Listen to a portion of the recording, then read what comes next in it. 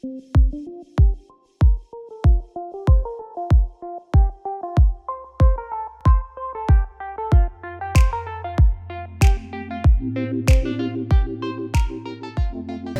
tardes. Bueno, gracias por estar acá, más en este momento. Necesitamos más que nunca estar juntos, hablar de estas cosas, discutir, escucharnos, porque no es un momento fácil. Todos los paneles que estuvieron antes ya lo dijeron, pero vale la pena reafirmarlo.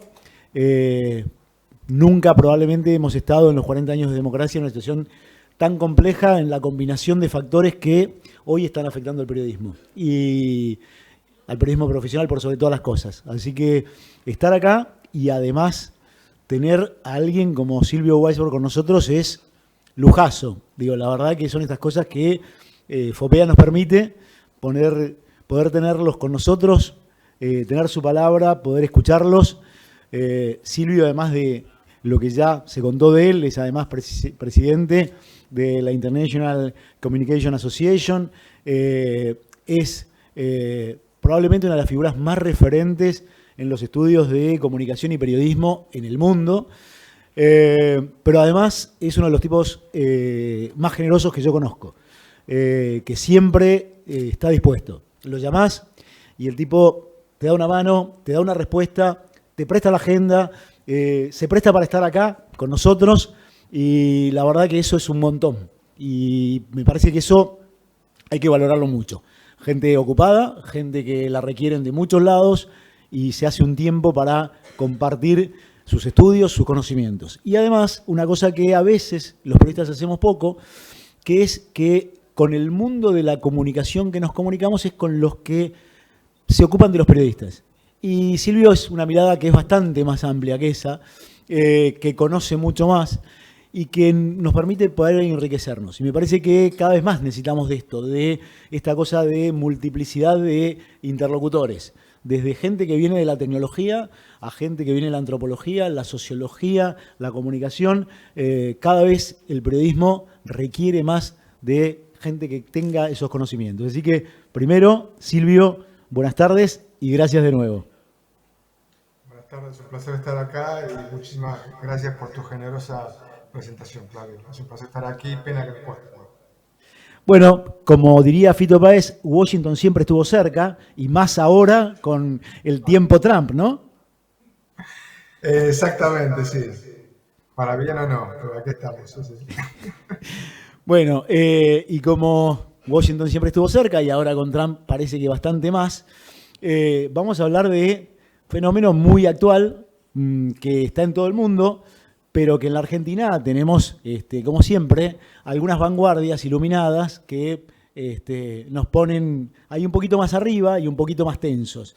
Vamos a hablar de trolling y otras formas de violencia digital contra el periodismo. Y ahí yo quiero arrancar preguntándote, ¿qué cambió? Porque solo cambió la tecnología, solo cambió que el universo en el que nos movemos, que el ecosistema se transformó por la incorporación de la tecnología, de las redes, o acá está pasando algo más que, como vos decís en una nota que se publicó en estos días, anteayer, en la revista Anfibia, tenemos presidentes que son troll.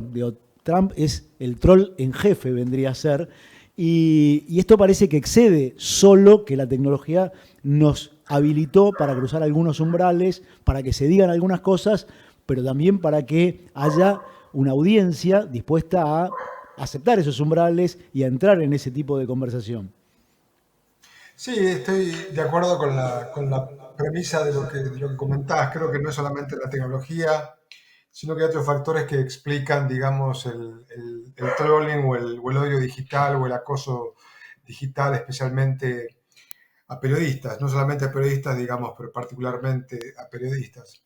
Creo que tiene que ver por una parte, digamos, la postura de las grandes plataformas, de las grandes redes, que, digamos, han tratado de no ser árbitros de la verdad o del discurso público, lo han hecho medio contra sus intenciones originales, pero hoy en día, digamos, regulan mucho menos los contenidos, incluidos contenidos de odio, agresivos, violentos, de lo que lo hacían hasta hace incluso 1 año y medio o 2 años. Y esto es una decisión corporativa, no es una decisión tecnológica. Entonces eso lo que facilita aún más, digamos, es que haya una comunicación sin, como yo digo, guardarrieles, digamos, donde no hay las normas de comunicación que tenemos, una comunicación más civil, más respetuosa, digamos, no existen, pueden ser fácilmente ignoradas. Y la otra parte es, digamos, el momento político en el cual estamos viviendo, en el cual, digamos, hay un deliberado uso desde la política de diferentes lugares, en algunos lugares de la política más que en otros, de justamente de asusar, de movilizar el odio digital, digamos, con fines políticos. Entonces, por lo general, siempre cuando vemos esto, no es solamente individuos sueltos o desorganizados que agreden a periodismo, sino son campañas más o menos organizadas. Creo que, digamos, los insultos por lo general, cuando son campañas, digamos, así como la desinformación, vienen desde arriba, digamos, se necesitan recursos para coordinar ataques contra periodismo. En algunos casos, digamos, son incitados, son validados, el guión está dado por políticos o por mediáticos, digamos, gente mediática o medios que trafican y viven de eso, y en algunos casos que son, digamos, alquilados, digamos, están totalmente metidos dentro de un gobierno, de un partido político. Entonces, a lo que voy es que no solamente la tecnología, sino que hay factores del manejo de las redes y factores políticos que explican bastante el tema que nos convoca hoy. Silvio, vos decías en un artículo que publicaste en la ICA en estos días que la información tóxica y falsa está en el torrente sanguíneo de las sociedades. Y en este punto parece combinarse bastante bien esto de lo que viene desde arriba, que conecta con algo que ya está en el inficionado, en el cuerpo de la sociedad.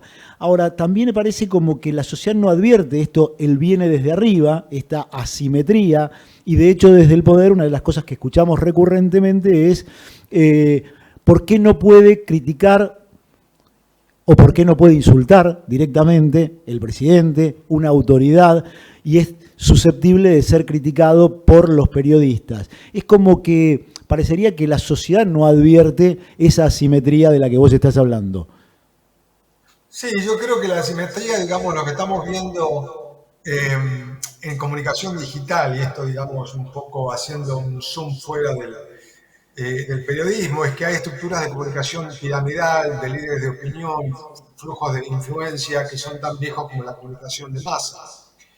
Y digamos, a lo que voy es que a pesar, digamos, que Internet tiene una estructura diferente, más descentralizada, más horizontal, lo que vemos que en grandes temas como el tema de odio digital o el tema de desinformación, siguen siendo importantes estructuras más, si querés, piramidales, justamente de comunicación, ¿verdad?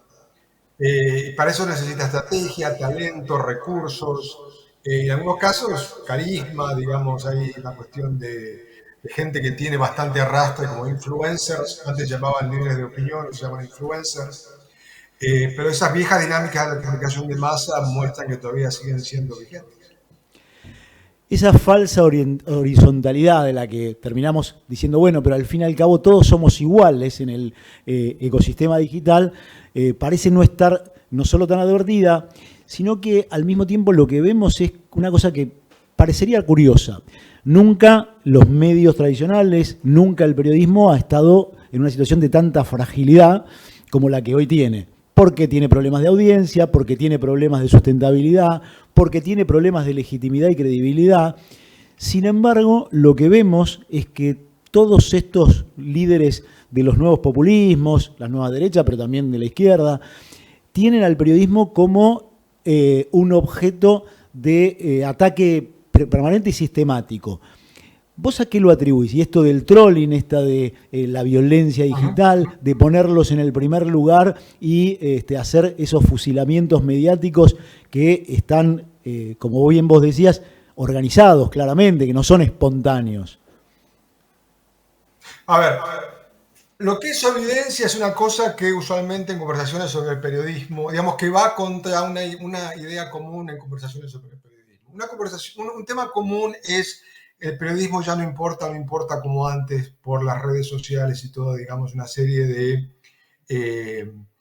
de flujo, digamos, por fuera, del periodismo de comunicación política, que obviamente eso es cierto. Pero el empecinamiento que tienen ciertos políticos, ciertos partidos, ciertas audiencias, con lo que el periodismo cubre o no deja de cubrir, cómo lo cubre, y que se refleja, digamos, en la persecución periodística, en alguna forma como que te sugiere que el periodismo todavía importa, sobre ciertas cosas tiene importancia. El hecho que élites políticas, económicas, culturales, digamos, le estén dando, digamos, que el periodismo no es igual, o por lo menos ciertos medios, ciertos periodistas, que no son iguales que las redes. Entonces eso creo que digamos, es un rasgo que sugiere que sigue siendo importante. Y esto lo vemos en varios países, no es solamente en el caso de Argentina o el caso de Estados Unidos, digamos, en el sentido que los medios, a pesar de los problemas que acabas de decir, estos desafíos, siguen siendo importantes. Lo que pasa es que hay medios que tienen una audiencia que es bastante envidiable, digamos, tienen llegada, tienen, digamos, influencia dentro de gente, digamos, que genera opinión dentro de la clase política, la clase económica y en cierto público movilizado, militante, si querés, o partidario, con interés en la política. Y esto no es poco, digamos, ¿no? No te quiero decir que sea suficiente o que sigue siendo vigente, pero digamos, esto refleja justamente eso, más allá de la intolerancia o la impaciencia que tienen ciertos personajes políticos con el periodismo crítico o con la disidencia o incluso la ciudadanía misma, digamos, que no tolera que haya periodismo crítico. Hace poquitos días que estuvo acá en la Argentina Marty Baron, a quien conoces bien, nos decía, hoy importa más la autenticidad que la autoridad. Y en ese lugar es como que yo creo que todos los que estamos acá nos preguntamos, bueno, si no tenemos autoridad para hablar de algo y lo que importa es la autenticidad, ¿qué hacemos? Y cuando además una de las cosas que pasa es que parece que autenticidad solo es tal en tanto sinónimo de el que es más políticamente incorrecto, el que es capaz de insultar más, el que es capaz de quedar fuera de la caja. Quien es moderado no es auténtico. Digo, ¿qué hacemos frente a esto? ¿Y qué nos dicen los estudios de este corrimiento de ese umbral de lo aceptable, lo tolerable, lo decible? Bueno, a ver, yo creo que en realidad hay cierta autenticidad performativa. No es solamente autenticidad como honestidad, como transparencia, digamos. Hay una cosa, yo diría, de teatralización de cierta autenticidad. De nuevo, esto no es totalmente nuevo, digamos, pero tiene que ver con algo que aparece como auténtico, digamos, alguien que habla como lo siente, sin pelos en la lengua, ese tipo de discurso que se aplica a Trump y obviamente al presidente Milei para ejemplificarlo, pero en realidad hay mucho de performatividad justamente de esa autenticidad, ¿no? Entonces yo no iría tan del lado, bueno, que lo único que se premia o lo que tiene digamos, reacción es la autenticidad. Lo que sí es cierto es que hay cierto tipo de discurso que no tiene el mismo, es difícil competir con esta autenticidad performativa, que es el discurso más de ligarse a los hechos, más sutil, más parco, si querés, vale decir que la información hable por vos y no vos mismo en tu supuesta autenticidad que hables sobre algo. Y eso es lo que vemos, por ejemplo, ese es el gran desafío para combatir la desinformación, que combatir la desinformación solamente con hechos o con un periodismo que se ajusta a los hechos, vemos que tiene un techo bastante limitado. ¿Por qué? Porque es una forma de comunicación o de narrativa que no tiene el mismo empate, o digamos el mismo gancho, la misma atracción, con una comunicación mucho más, digamos, mucho más emocional, mucho más, si querés, desacortonada, de una comunicación que apela mucho más a diferentes lenguajes y no solamente al lenguaje de los hechos o el lenguaje técnico, el lenguaje más analítico, si querés. Yo creo que esa es la desventaja.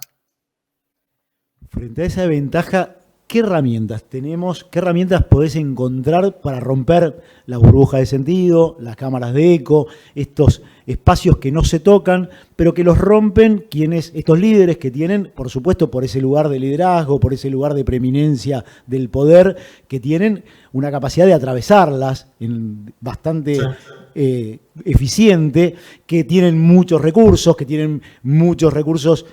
tecnológicos y muchos recursos financieros para hacerlo, y que por su lugar de poder y su autoridad nos atraviesan a todos. En eso, ¿cómo lo atravesamos? ¿Cómo rompemos nosotros nuestras propias burbujas de sentido? Y otro, digamos, otro recurso que tienen a no olvidar es cierto carisma o cierta aura, digamos, de motivación o de encanto, que eso nunca hay que descartarlo. Lo que estás planteando vos creo que es un problema de comunicación política y no un problema periodístico. Responder a estos problemas que estás planteando desde el periodismo tradicional, que se ajusta a los hechos, me parece, digamos, que es insuficiente. Y de hecho, creo que tenemos evidencia de mostrar que es importante, pero es insuficiente. ¿Por qué? Porque el desafío tiene que ver más con un tema de comunicación y de cómo se comunica, más que un tema puramente de datos. Te doy un ejemplo, digamos. A gente que tiene dudas, que es escéptica o que reniega de la ciencia, de la seguridad de las vacunas, que niega ciertos hechos históricos, no se responde únicamente con hechos, con puramente hechos, con evidencia. Se responde con comunicación, con una forma de es más un ejercicio de persuasión, que tenés que, digamos, tener una batería de estrategias o de tácticas y no solamente los hechos. El hecho, esta visión, hablan por sí solo, es bastante pobre en comunicación. Es importante, pero no es suficiente, ¿no? Y creo que ese ha sido por lo menos el error, por lo menos de la última década, de los últimos 15 años, cuando el tema de la desinformación o el tema de la propaganda vuelve a estar, digamos, en el tapete, de pensarlo cuando que es un desafío que se corrige únicamente o puramente con los hechos. Porque estás, digamos, enfrentándote con un desafío mucho más complejo de gente que está equivocada porque no tiene la información o porque la ha leído incorrecta. Estás lidiando con los problemas que acabas de plantear, digamos, ¿no? Con cierto tipo de liderazgo, con ciertas Usás una imagen, vos usás una imagen que a mí me pareció muy interesante, que es cómo combatir por goteo con hechos la manguera de la desinformación y las mentiras, ¿no? Digo, y esta imagen de el goteo frente a un incendio fabuloso que nos arrasa. Seguro. Creo que ese es parte del problema, digamos. O sea, por eso digo que es un problema de estrategia y no de contestar con hechos, digamos, ¿no? Porque de hecho toda la literatura, los estudios sobre esto muestran las limitaciones que hay en contrarrestar la desinformación o el discurso del odio puramente o principalmente solamente con hechos, porque te estás, digamos, enfrentando con algo que tiene una naturaleza comunicacional muy diferente.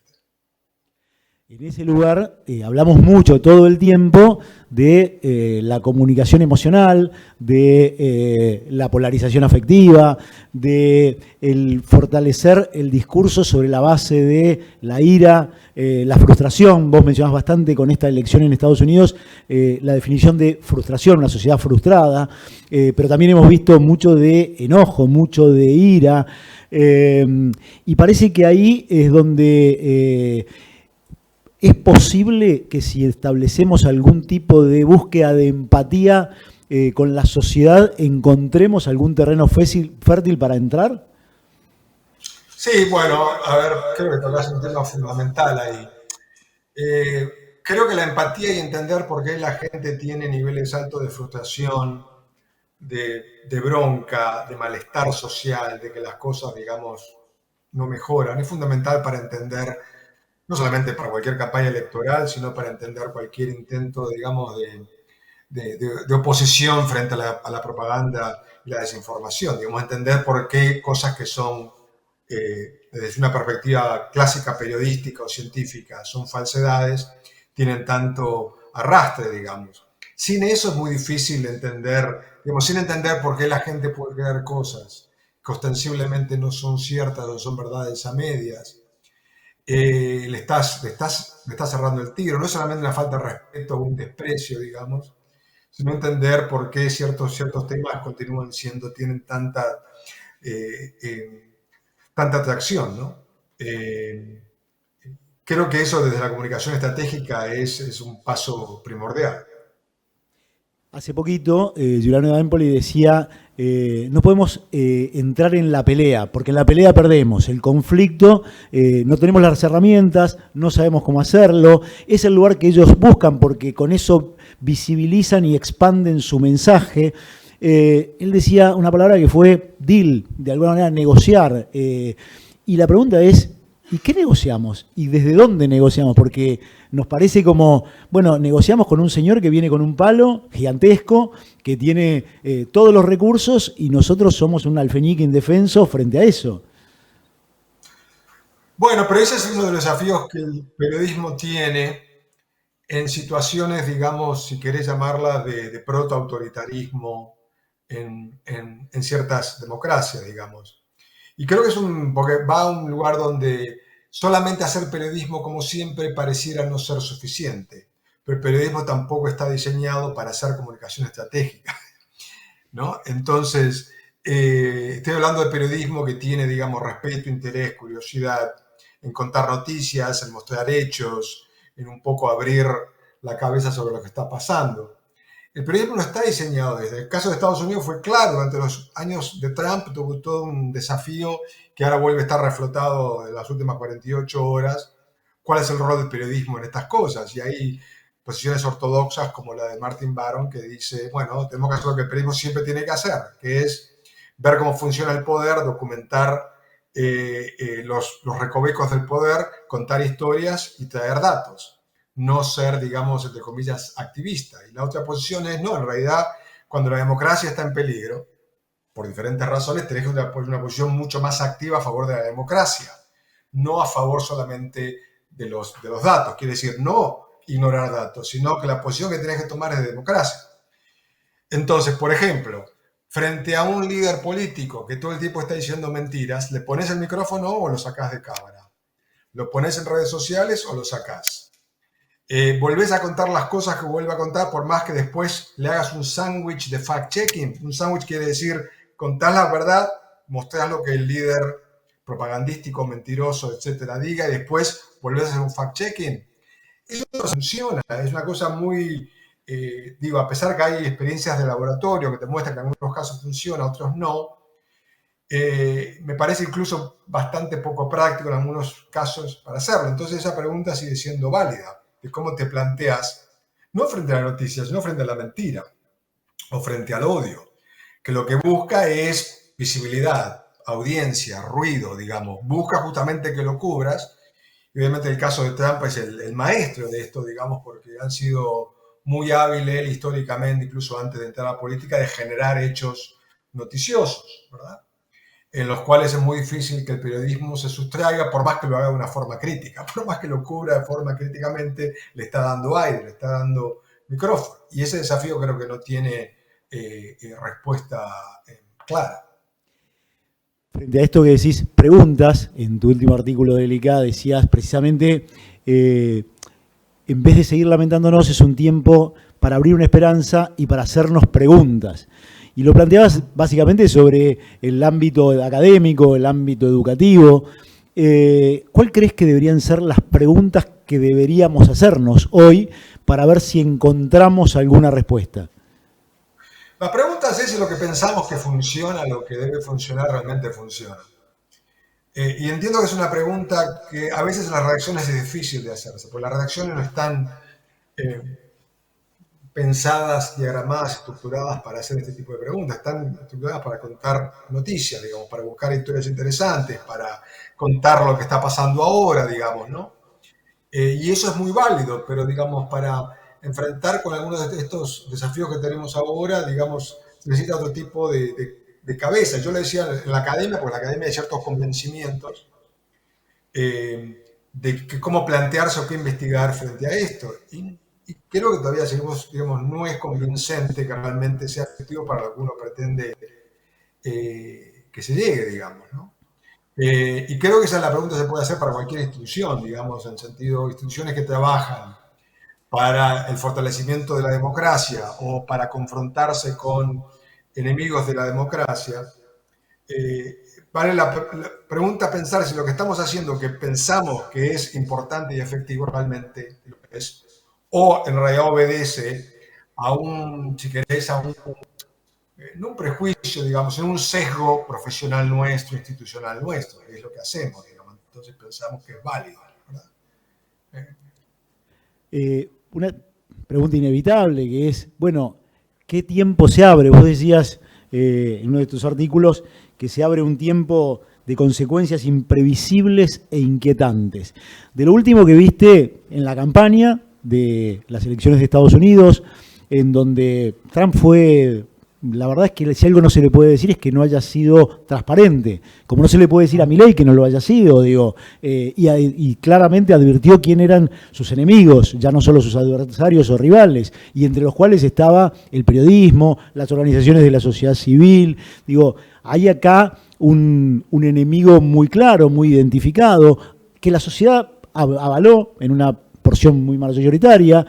¿Qué te dice después de que ganó, de que apareció un Trump que parecía moderarse, que decía que venía a unir lo que él había dividido, para decirlo de alguna manera?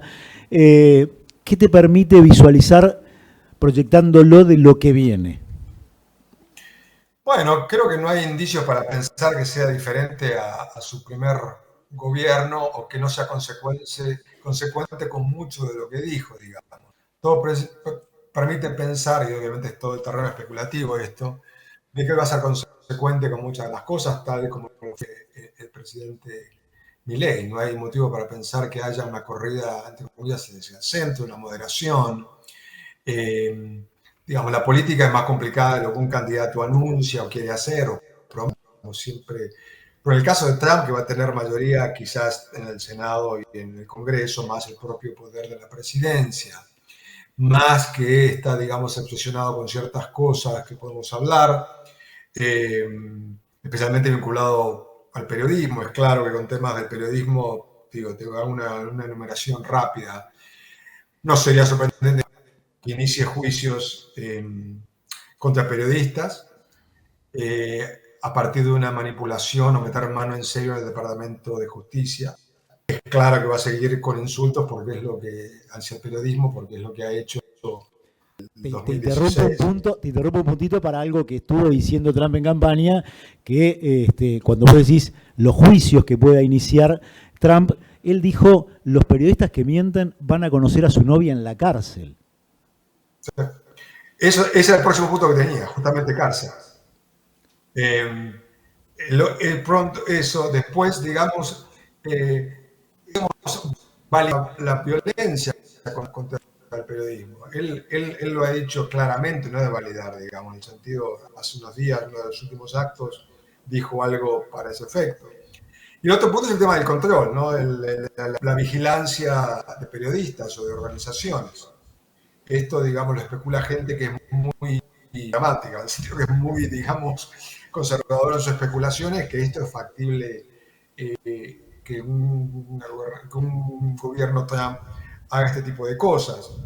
Después todas estas cosas de maniatar, digamos, a ciertos medios, una dinámica que no es muy visible, no muy común, digamos, recientemente en Estados Unidos, de tratos con compañías, digamos, mediáticas, todo ese tipo de cosas, digamos, ya están hablando que no es impensable, digamos, ¿no? A propósito de esto te quería preguntar porque lo que estamos viendo es que muchos grandes medios, y quizá el caso es el más representativo, que han estado en la vanguardia de defensa de la libertad de expresión, de la libertad de prensa, de la defensa del periodismo de calidad, como es el caso del Washington Post, que acuñó bajo Marty Baron esa maravillosa frase, la democracia muere en la oscuridad, hoy se retrajeron. Hoy aplicaron lo que algunos han denominado la obediencia preventiva. Y entonces, cuando vi el otro día que Jeff Bezos, dueño del Washington Post, hiciera una felicitación calurosa, casi melosa hacia el presidente electo, parecía como que, bueno, se habían rendido. Sí, totalmente. Y eso para los estándares de Estados Unidos, especialmente para la prensa mainstream, es un cambio de época. Es un cambio de época eso, digamos. Siempre los medios han tenido sus preferencias editoriales, más abiertas o no, pero digamos esto tan generosamente explícito, digamos, es es un rasgo nuevo en el periodismo reciente, digamos, ¿no? No el periodismo más de opinión de un lado del otro, que es, digamos, pero esto creo que es para el pasado reciente de este país, esto es bastante nuevo. Entonces no sería sorprendente, digamos, que estas cosas, estas tendencias están embriónicas, eventualmente se consoliden en el gobierno. ¿Sí? Hago la última y abro para el panel a quienes quieran hacer en el público las preguntas.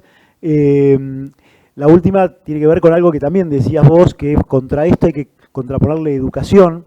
Y ahí te pregunto si en Estados Unidos al menos, y en lo que vos advertís desde el lugar que tenés en la academia, que hay una vocación de generar una interacción entre el mundo del periodismo, del que está en la calle, de los medios, con el mundo académico, con quienes estudian los fenómenos de la comunicación, o estamos en mundos aislados y mirándonos de lejos y mientras el tren nos pasa por encima. Sí, yo creo, a ver, el contexto, creo particularmente, eh, creo que el caso de Estados Unidos y de Argentina, déjame ser un poco optimista por un segundo, creo que en Argentina esa línea divisoria, ese abismo entre la academia es notable, es muy notable, digamos, ¿no? En el sentido de la falta de puentes y de colaboración o de diálogo, de conversación, porque hay temas comunes, digamos, que une gente o cierta gente de la academia y cierto periodismo, que son algunos de los temas que estamos conversando, que requiere pensar juntos, aprender unos de los otros, porque los desafíos son comunes, digamos, porque el tema de acoso a periodistas, no solamente acoso a periodistas, también de acoso a académicos, lo es en Estados Unidos mismo, digamos, ¿no? No solamente periodistas que han cubierto temas de desinformación han sido hostigados, sino académicos que en los últimos años la han pasado bastante mal en varias razones, por procesos legales, por hostigamiento digital. Entonces digo, hay mucho más en común, creo, de lo que usualmente se reconoce y se debiera, digamos, tener digamos, vasos comunicantes más consolidados en esto. Bueno, voy a abrir ahora sí. ¿Quiénes quieren hacer preguntas? Aprovechemos que tenemos a alguien como Silvio para sacarnos dudas, para ver un poquito más allá de nuestra frontera y de nuestro ámbito. ¿Preguntas? Si no, sigo preguntando yo, ¿eh? Hola Silvio, bueno, mi nombre es Sol Clemente.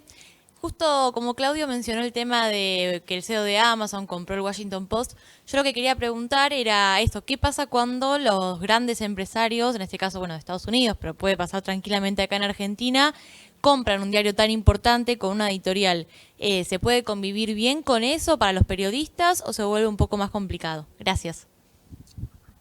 Se vuelve más complicado, esto creo que ustedes lo saben mejor que yo, digamos. El tema es siempre cuál es la injerencia que hay desde, digamos, desde quien es dueño de un medio en la redacción, en los temas, digamos, que se cubren. Y hay variaciones, yo creo, digamos, variaciones en diferentes medios, variaciones según los temas que se quieren cubrir o no cubrir, o cómo cubrirlos. Eh, el libro, por ejemplo, que lo mencionó Claudio, el libro de Martin Baron sobre sus años en el Washington Post, muestra de una forma como que Jeff Bezos, digamos, en general estaba bastante desligado de temas, que había como una separación, digamos, bastante sólida.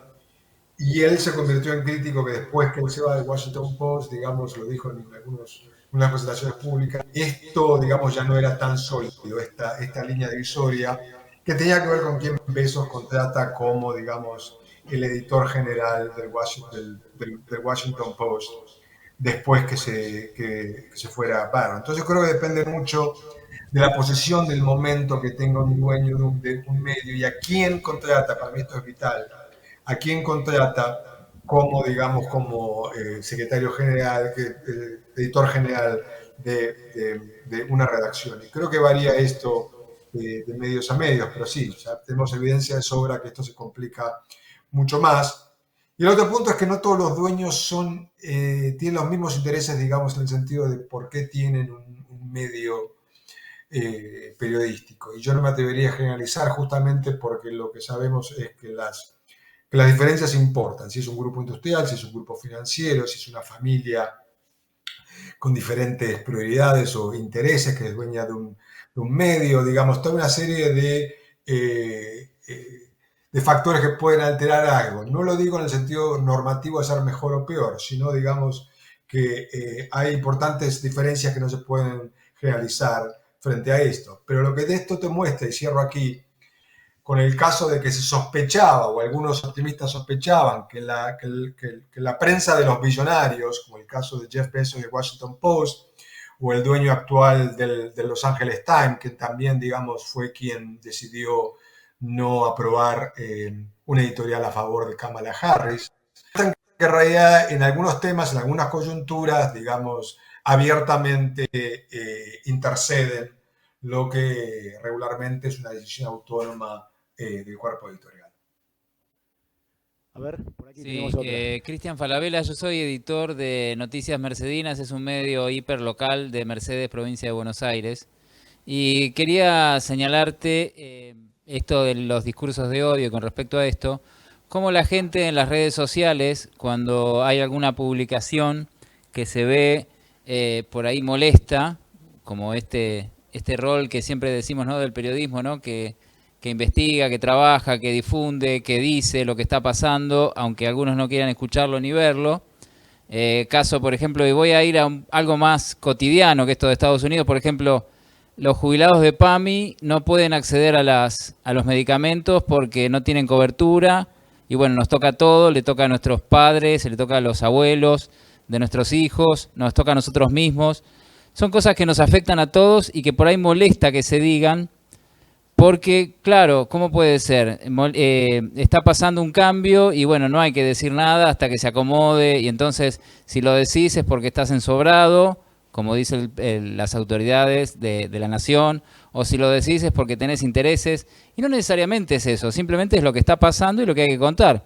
En un medio de comunicación, justamente, la labor es contar lo que está pasando, construir una historia y demás. Y cómo la gente termina descalificando por derrame, ¿no? Como se viene descalificando desde arriba. Desde abajo un montón de gente se pone a descalificar y esta descalificación como que va creciendo, ¿no?, en los últimos meses, en los últimos tiempos, y se ve con el periodismo, se ve con los docentes, por el caso de las universidades. O sea, esto de lo académico y lo periodístico, ¿no?, que se ve también en otras cosas, ¿no? Si sos docente es porque no trabajás, si sos periodista es porque sos corrupto, y nada que ver, ¿no? Es como una idea que se ha generalizado sobre nuestras profesiones que encima están mal pagas. Sí, no, totalmente de acuerdo con lo que decís, y creo que lo que planteas que no es una situación fácil, que por más que, digamos, ya con cubrir el tema, más allá de cómo lo cubras, generás ya sea apoyos o rechazos, digamos, o sospechas. Y creo que esto no es nuevo, digamos, el periodismo argentino, esto creo que no es nuevo en el sentido de que siempre acá el periodismo coloca convenientes para el poder, ya solamente con ponerlos, no con hacerlo de una forma crítica. Siempre está la sospecha, digamos, que estás trabajando para alguien, o digamos que no es solamente periodismo, sino que hay un hecho político, un hecho de operaciones de influencia. Y esto, digamos, lastimosamente me parece inevitable. Creo que ha cambiado, es el primer tema que hablamos con Claudio, digamos. Una cosa es la crítica, la sospecha, lo otro es el paso a la violencia, el hostigamiento, que en términos que por las plataformas digitales hoy en día es mucho más fácil de lo que era hace 20 años, digamos, tratar de identificar, tratar de perseguir, tratar de insultar, de acosar a periodistas. Yo creo que en ese sentido la situación actual es notablemente diferente, y que lo digital ha cambiado esta posibilidad que desde el poder o desde el público se pueda, digamos, agredir o disentir con el periodismo que cubre temas inconvenientes o que es un periodismo crítico. Les pido que las preguntas sean lo más precisas posible. Son las 3 últimas. Gracias. Buenas tardes, soy editora de Tiempo de San Juan, un diario de la provincia de San Juan digital. Tenemos entre 23 y 25 periodistas de planta estable dentro del diario. Para San Juan es grande, obviamente para la estructura de acá no es tan grande. La pregunta es, ¿qué consejo le pueden dar a los editores para poder lidiar con este problema que tienen los periodistas a la hora de recibir esta violencia digital? Yo a veces se me complica en términos de consejo porque yo les digo, no hay que dar pelea, hay que bajar los ánimos, y de repente le contesto a las personas mandándole mensajes privados preguntándoles qué es lo que les sucede. Obviamente no me tengo que prender en esa pelea, pero a lo largo del tiempo es casi inevitable que eso termine sucediendo, sobre todo cuando no es un troll y es una persona real la que está del otro lado. ¿Cómo se debe trabajar eso dentro de las redacciones, sobre todo los editores que tenemos que tratar de contener a los periodistas? A ver, esa es una pregunta fundamental. Te voy a dar algunas ideas, digamos, de lo que vengo aprendiendo. En primer lugar, obviamente, la expresión en inglés es no alimentarle o no darle de comer a los trolls, ¿no? Y creo que eso es sabio, en el sentido de no involucrarse con eso. Y entiendo que en algunos casos no es claro distinguir si es una persona con buena voluntad que critica al periodista o alguien, digamos, que se quiere ensañar con el periodismo, ¿no? Y creo que eso tiene que ver con cierta civilidad o, digamos, o falta de tener una comunicación, digamos, acordada, digamos, que los códigos sean comunes.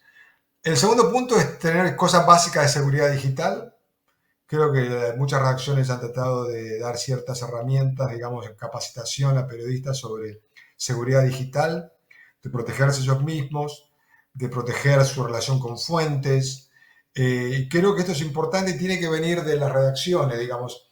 Acá creo que hay dos estrategias frente a lo que estás describiendo. Una estrategia puramente individual y otra una estrategia más colectiva. Lo colectivo tiene que ver con estrategias desde el periodismo, estrategias desde las redacciones y eventualmente, pero esto es aspirar muy, muy alto, digamos, que la sociedad, digamos, más allá de las redacciones, el periodismo trate de actuar sobre estos temas.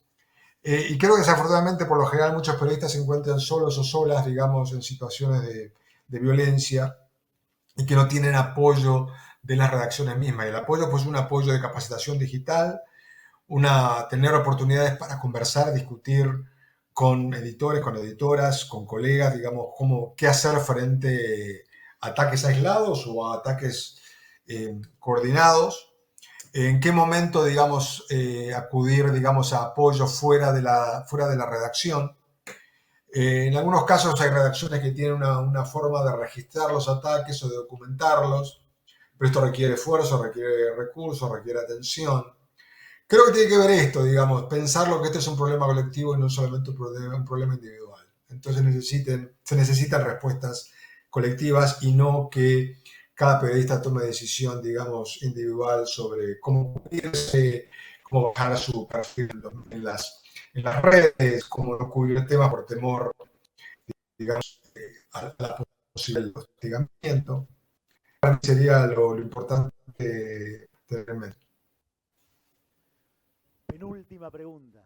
O última pregunta, así que tiene que ser muy buena, ¿eh? Buena. No quiero meterte presión, pero... Hola. Hola, mi nombre es Franco Requejo, soy estudiante de comunicación de la Universidad Católica Argentina. Y bueno, mi pregunta viene de mano bastante con lo que decía la compañera, pero como teníamos en cuenta bastante en esta charla un poco sobre el tema de los gobiernos y bueno, esta performance que tienen, un poco esta teatrocracia, creo que se llamaba Byung-Chul Han, creo que le decía, y los flujos de desinformación en los que estamos viviendo, más la polarización, y estamos viendo esto de las soluciones colectivas. Es muy peligroso pensar regular las plataformas de las redes sociales. Yo sé que lo venimos hablando en otras charlas, sin embargo me gustaría saber tu opinión, porque la verdad que si buscamos soluciones colectivas, que más allá de lo colectivo y lo democrático que tenemos es el gobierno, y porque eso no puede ayudarnos y al final termina siendo un peligro, porque acá también ya se habló en su momento, hace muchos años atrás, sobre una ley de medios, que eso no había sido suficiente para nosotros, bueno, más que suficiente, se puso en peligro un poco la democracia periodística, por decirlo de alguna forma, y bueno, nada más, va por ese lado la pregunta, ¿cómo buscar una solución o una solución en común a partir del gobierno? Muchas gracias. Era buena la pregunta, ¿eh? Muchas gracias. Sí, la pregunta es excelente, ¿no? En serio. Creo que esto, yo mencioné rápidamente lo de, digamos, respuestas sociales un poco aspiracionales. Y esa es una, digamos, en el sentido de entender, digamos, cuando hablamos de regulación de plataformas, estamos abarcando una cantidad bastante amplia de temas, de regulación, de pago de contenidos, digamos, toda una serie de cuestiones. Pero ahí está esta cuestión, digamos, de regular contenidos en plataformas privadas que operan, digamos, como una compañía privada.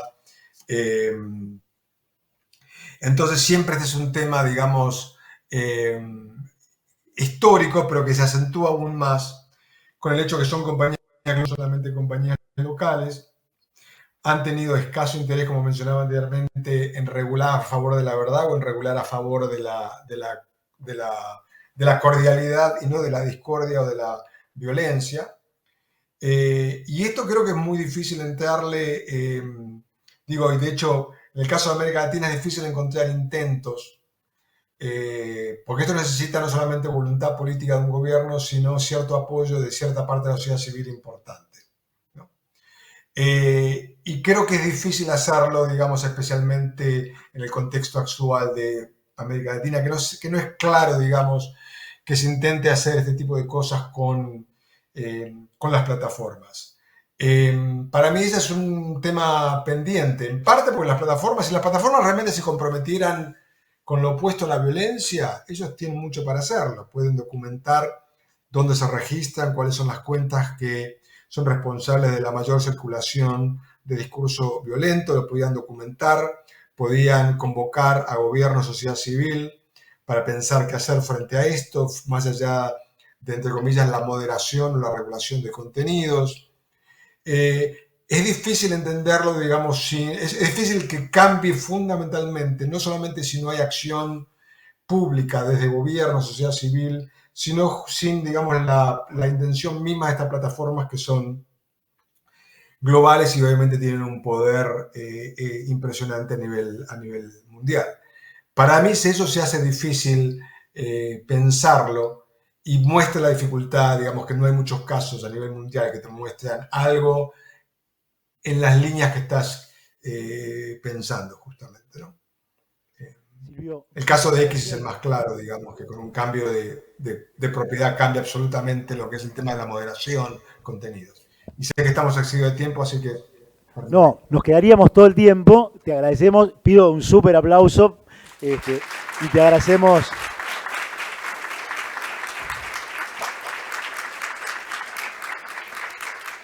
Te agradecemos mucho esta nueva muestra de generosidad. Gracias a ustedes, un placer. Gran abrazo.